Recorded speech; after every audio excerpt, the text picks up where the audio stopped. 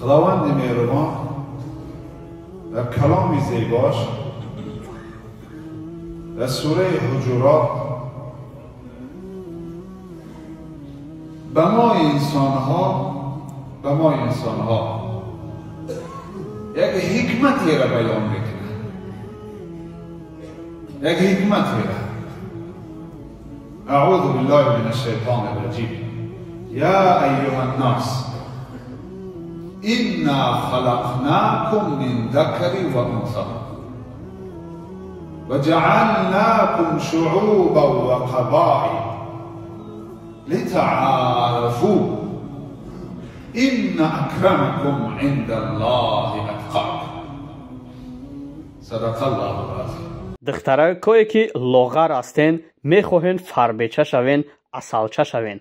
بچه‌هایی که میخواهند که اصل بتوین، خشروچه بتوین، باور که انمی چیزا بگیرین از 8 تا 12 کیلوگرم وزن میته، تنه طبقات میکنه، به حرکتی را گم میکنه، از همه اساس اشتیاط میاره، خریش زیاد میشه. خواهران، کسانی که از گیماروی تنقیسی میکشین سالهای دراز میخواهند که اپراتسیا کنین یا که مقصد گیماروی درونه میشه بیرونه میشه، اساس فرقی نداره. خب نگاه کنین، این چنین با آیات‌های قرآن خوانده شدگی به نهایت خوبه. بعد یک دو پاچکه فیتوسویچه میتونین استفاده کنین.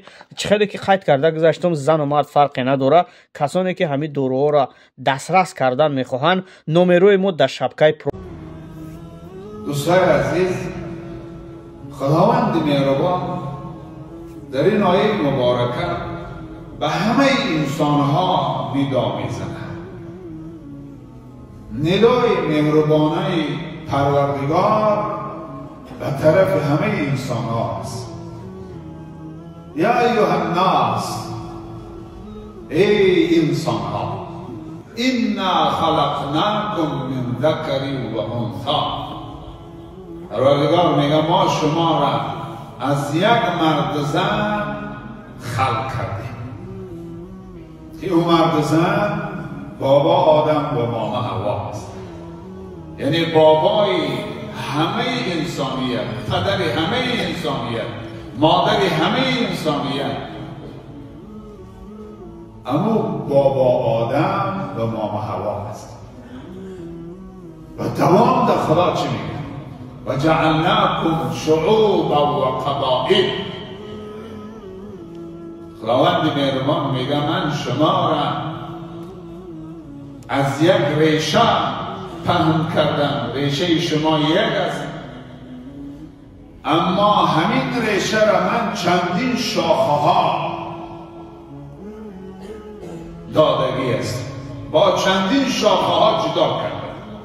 خدا خودش میگه برای چی خداوند ما را شاخه به شاخه، یکی را عرب، یکی را فارس، یکی را روس، یکی را خیتایی، یکی دیگر را خداوند هر شاخه و هر زبان. هیچ کار را خداوند به حکمت نمیکنه برادر است. هر کار را خالق یکتا کرد او حکمت داره. خدا اگر من را فارس خلق کرده حکمت داره. خدا اگر کسی را مقصد روس خلق کرده حکمت داره. خدا اگر کسی را عرب خلق کرده حکمت داره. خدا اگر کسی را خیتایی خلق کرده حکمت داره. به همون داده الهی باید من شکرانه بکنم که خدای شکرت که مرا همچون یک انسان خلق کردی و چنین زبان دادی، چنین مقصد ملت دادی، چنین فرهنگ دادی، چنین مقصد یک سرزمینی را، یک باششگاهی را برای من عطا کردی. اینا حکمت داره برادر عزیز. چرا؟ حکمتش چیه؟ آیه های قرآن برادر عزیز فقط برای بالای سر کسری مرده نیست. آیه های قرآن تعلیم است، برداشت زندگی نیک است که ما قرآن برداشت نیک داشته باشیم و زندگی روزمره ما را نیک بکنیم.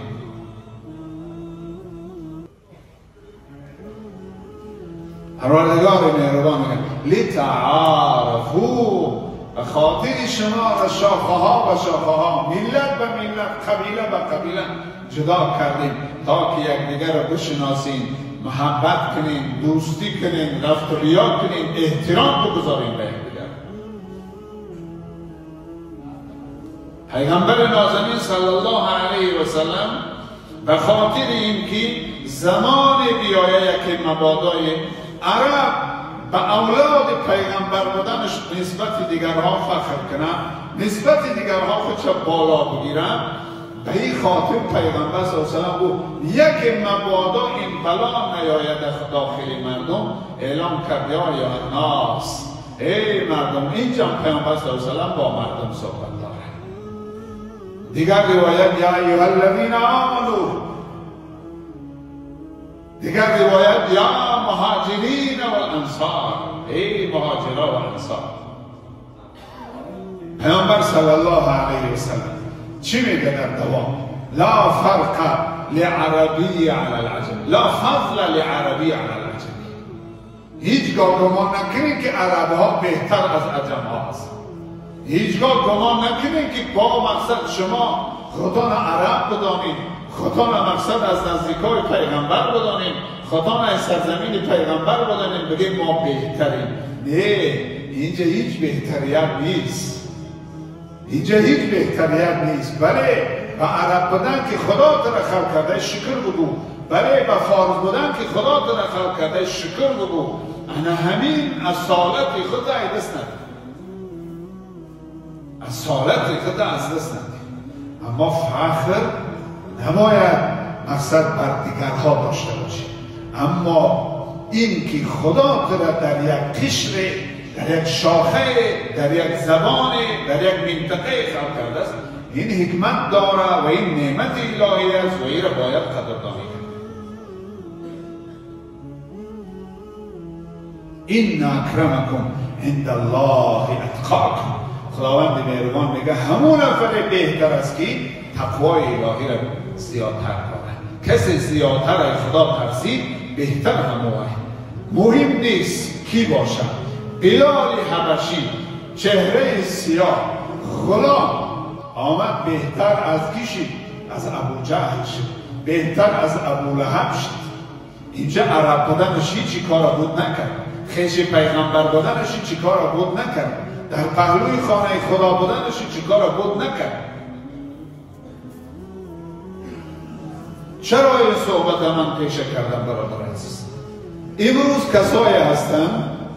کسایی هستن سرزنش میکنن یا تنقید میکنن که شما مقصد میگه ما فارس ها عالم ها داریم فخر ها میکنیم، یا با زبان تاجیک بودن فخر میکنیم. چرا چیزی را خدا به من داده باشه ما فخر نکنم؟ این فخر معنی نداره دیگر را پستن. این معنی نداره که مقصد مردمی امریکایی را پس بزنم، مردمی اروپایی را پس بزنم بگم ما بهتر. نه، این معنای فخر به خاطر شکر نعمت خدا که باید به همین نعمت الهی ما باید شکر بکنم. امروز تهجما، امروز مقصد ضدیت ها زیاد شده برادر عزیز. میخواهند ما را از خودمان بیگانه کنند، میخواهند ما را از خودمان بیگانه کنند و از داخل خودمان نفرای پیدا میشه که میگه بله باید ما مقصد به زبان اعتبار ندیم، باید به زبان اعتبار ندیم.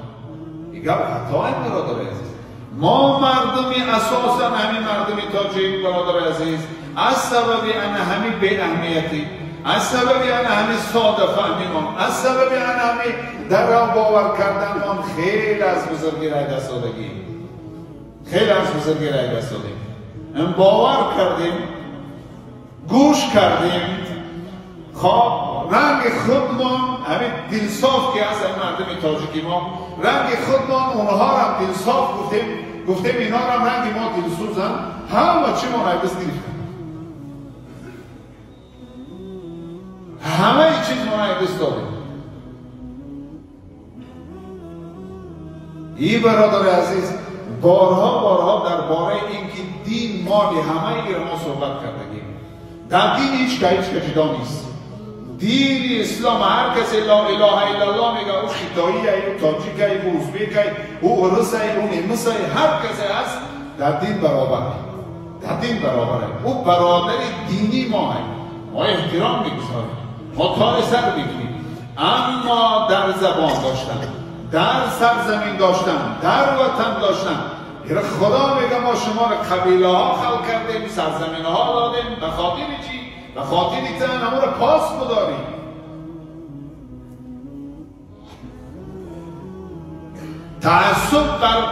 تعصب بر قومیت بله در حدیث پیامبر صلی الله علیه و سلم نهی آمده است، اما این تعصب چی معنی داره؟ معنای دیگرها رو پس دادن. دیگرها رو ما زمانی پس میزنیم، میگیم فقط ما بهتریم. اما اقبال خدا رحمت کنه در یک نظمش ولی چقدر زیبا بیان میکنه.